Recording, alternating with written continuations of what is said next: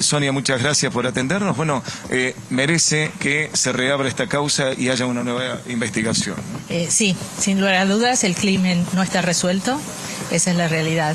Bueno, lo que decidió la Corte Suprema de Justicia de la Nación el día jueves fue hacer lugar a un recurso de queja que había presentado la defensa de Vera y revocó la condena.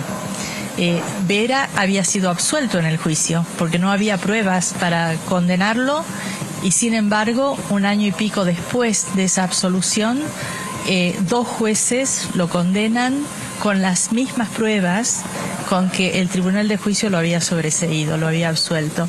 Y eso, digamos, es lo que señala la Corte, porque los jueces que lo condenaron así violaron el Código Procesal Penal de Salta, que establece claramente que si en la apelación los jueces entienden que el Tribunal de Juicio cometió algún error, ya sea en cuanto a la aplicación de la ley sustantiva o en cuanto al procedimiento, ellos no tienen competencia para condenar.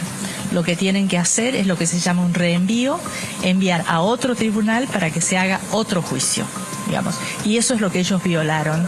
Y la Corte es, pero contundente y muy dura, ¿no? Porque dice, la primera interpretación de la ley es la letra.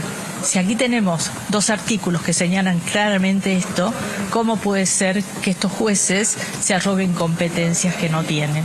Eso ha afectado, dice la Corte Suprema, las garantías constitucionales de Vera, la garantía del debido proceso de un juicio justo y la garantía, obviamente, del derecho de defensa. Ahora, Sonia, surgen nuevas pruebas, algunos testigos que quizás por miedo, por temor no quisieron declarar. A años de esta causa, ¿puede ser que aparezca algo nuevo? Tenemos mucha expectativa que así sea. Hay dos temas que están en el expediente que no se investigaron. Uno es un mensaje de texto que recibe Uria en su celular a las 14:20 más o menos del día 15 de julio, que es el último día que se conoce de ellas. Hay una fotografía, ellas están sentadas en la confitería El Duende, al pie de la quebrada de San Lorenzo, no están consumiendo nada, pareciera que esperan a alguien. Ellas suben al mirador 2 horas después. O sea, ¿cómo puede ser que el juez no haya investigado qué decía ese mensaje de texto y quién era el autor, ¿no? ¿A quién pertenecía ese teléfono? Bueno, el número de teléfono está. El policía que hace la investigación dice que no averiguó quién era el emisor del mensaje ni el contenido del mensaje porque el juez no se lo pidió. O sea, el juez no quiso investigar, ¿no? No quiso investigar quiénes eran el contacto de las jóvenes en Salta. El policía dice que si se quiere conocer el mensaje de texto y el autor, lo que hay que hacer es enviar un oficio a la Secretaría de Inteligencia. Eso nunca se hizo. O sea, ese es uno de los temas que hay que investigar. Y el otro tema que nunca se investigó tampoco es el tema de ADNs encontrados. Hay 2 ADNs masculinos en los restos del pantalón de Casandre. ADN es espermatozoide, digamos, identifica a los individuos y uno femenino en el cuerpo de Casandre, no es contaminación. Los jueces nunca lo investigaron y obviamente no coincide con ninguno de los acusados. Y bueno, y después están todas las irregularidades que no se investigaron, la manipulación de las muestras genéticas, cómo puede ser que el juez haya perdido los hisopados que tomó la doctora Vega en el momento de la autopsia. Cuando llega el perito de Vera a hacer la contraprueba y a decir, bueno, denme las muestras para hacer mi trabajo, le dicen, las muestras han desaparecido, no están. Entonces no le quedó más alternativa que trabajar con las que había usado el perito francés. Entonces los jueces que lo condenan, en una actitud canallesca, digo yo, dijeron que el perito de parte voluntariamente eligió trabajar con las muestras que había recibido, que había utilizado el perito francés. No fue voluntario, fue obligado por las circunstancias. Nunca se investigó quién fue responsable de la desaparición de esas muestras. Nunca se investigó, nunca se sancionó a nadie. Y años después, ya con Vera condenado, Bouvier tiene una reunión en el Ministerio de Justicia de la Nación, donde concurre también el gobernador Dutrey, y bueno, y Bouvier dice, es un escándalo que hayan desaparecido las muestras. Entonces, poco tiempo después, La doctora Montoya, que está en el Tribunal de Juicio, reemplazando a uno de los jueces, obviamente, del Tribunal de Juicio que ya no están con nosotros, dice, encontré en la caja fuerte del tribunal unos sobres con unas muestras genéticas. Un escándalo, un escándalo. Y bueno, nadie pagó por eso, no se investigó. O sea, esas son las puntas que hay que encontrar en la investigación. Ángel Barbie, los está escuchando la doctora Sonia Margarita Escudero, si quieren hacer alguna consulta. Doctora, ¿qué nos puede decir con respecto de la justicia de Salta entonces? Digo, uno quiere confiar, una apuesta, pero cuando nos encontramos con situaciones como esta, la verdad que ya no sabemos qué conclusión tener al respecto, ¿no? Uno quiere confiar porque es lo único que nos queda. Bueno, cuando lo condenan sorpresivamente a Santos Clemente Vera, yo me pregunté, bueno, ¿qué está pasando con la justicia de Salta? Y eso me movió, yo tenía que hacer un trabajo de tesis en una maestría y me movió trabajar sobre el Poder Judicial de Salta. Y después lo publiqué como un libro que se llama Víctimas de la Justicia Patriarcal, y ahí hago propuestas de reformas institucionales, porque, digamos, no hay que esconder debajo de la alfombra las cosas que están mal. Lo que hay que decir, bueno, de frente, abordemos los problemas. ¿Cuál era el problema en ese momento? Un contexto de fuerte presión política sobre los jueces. ¿Era ese el problema? ¿Cómo hacemos para que los jueces no sean presionados políticamente? Es muy saludable que el gobernador, en su discurso inaugural del nuevo mandato, haya hecho referencia, ¿no?, a la importancia de que no exista presión política sobre los jueces. Y después hay que revisar las instituciones, digamos, cómo se designan, cómo ascienden, cómo se los destituye, cómo se los sanciona, porque los jueces tienen que rendir cuentas a la ciudadanía de sus actos, y eso no está sucediendo. Fíjese que en este caso, que es tan emblemático, lo que hemos visto es que tanto policías como jueces que obraron mal fueron ascendidos. O sea que los incentivos del sistema es obedecer al poder político porque te compensa con ascensos, y eso es lo que hay que eliminar. Doctora, para aquel que hoy lee el titular, o desde ayer en realidad a la tarde, Santos Clemente Vera en libertad, ¿pero es inocente o qué es lo que pasó? Como para explicar un poco más por ahí a aquel que no entiende cómo funciona la justicia, ¿qué sucedió con este hombre en los últimos años? Bueno, toda persona se presume inocente hasta que se pruebe lo contrario, y las pruebas tienen que ser pruebas de certeza. El Tribunal de Juicio, en su momento, lo absolvió, 2 jueces votaron por el beneficio de la duda y 1 absolución lisa y llana. Entonces, él recupera su condición de persona absuelta, de persona inocente, hasta tanto se demuestre lo contrario.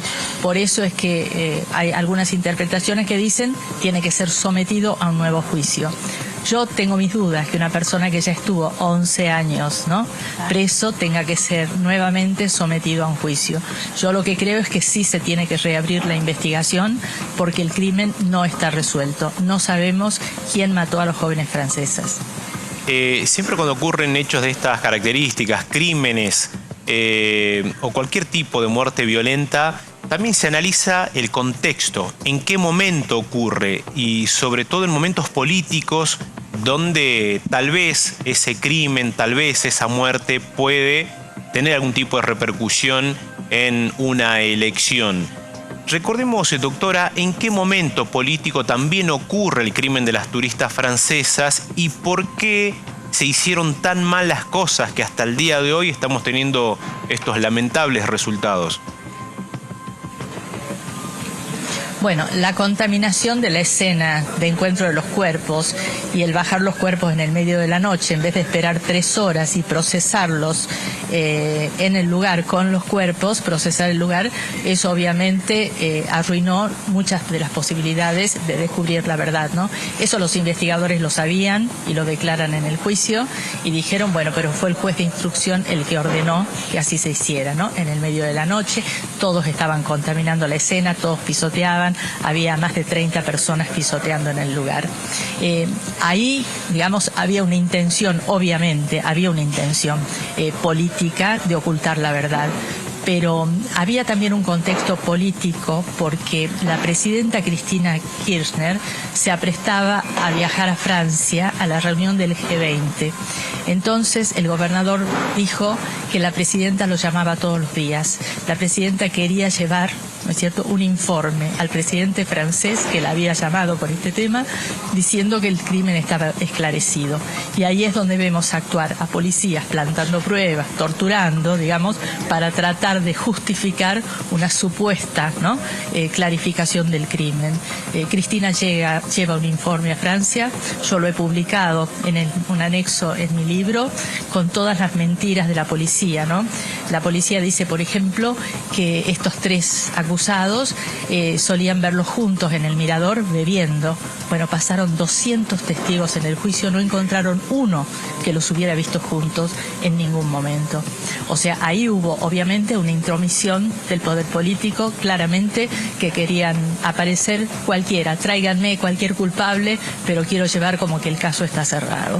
Bueno, eso tiene consecuencias obviamente, y la consecuencia más grave es el encarcelamiento durante tantos años de una persona inocente. Aquí, digamos, el Tribunal de Juicio actuó muy bien, y eso hay que decir, ¿no?, sobre la justicia salteña. El Tribunal de Juicio fue impecable, un juicio transparente, un juicio honesto, con publicidad, se transmitió por internet, todos pudimos ver cómo se caían una por una las supuestas pruebas armadas en la instrucción. Y después, bueno, de nuevo, la política mete la cola y esta condena totalmente irregular que acaba de ser revocada por la Corte Suprema de Justicia de la Nación en términos muy duros, ¿no?, muy enérgicos. Bueno, doctor, vamos a ver cómo sigue esto. Preguntarle resarcimiento para Santos Clemente Vera por haber estado tantos años detenido sin elementos probatorios contundentes. ¿Se puede requerir esto? ¿Será más adelante? ¿Llevará tantos años tal vez también esperar algún tipo de respuesta? Sí, esto es más adelante porque por ahora, digamos, Santos Clemente Vera recupera la situación de absuelto por el beneficio de la duda y estarían pendientes de resolución los recursos de apelación. Digamos, había apelación contra su absolución. La defensa de Vera planteó que no tenía que ser por el beneficio de la duda, sino absolución lisa y llana, y una de las querellas y el fiscal dicen que no, que hay que revocar la absolución. Entonces, ahora hay que ver, digamos, qué decide la Corte, porque la Corte Suprema le ordena a la Corte de Salta dictar una nueva sentencia ajustada a derecho. Entonces, la Corte de Salta, si cree que hay que hacer un nuevo juicio, lo que tiene que fundamentar es cuáles son los errores en la aplicación de la ley en que habría incurrido el Tribunal de Juicio. Yo no creo que haya habido error alguno, pero eso es lo que tiene que resolver la Corte Suprema. Claro. Una vez que esté resuelta la situación de Vera, cuando esté confirmada, ¿no es cierto?, su absolución, en ese caso sí, él tiene derecho a un resarcimiento. El artículo 5 de la Constitución de la provincia establece que el Estado y sus funcionarios son responsables aún por los errores judiciales. Muy amable, doctora. Muchísimas gracias. Gracias a ustedes.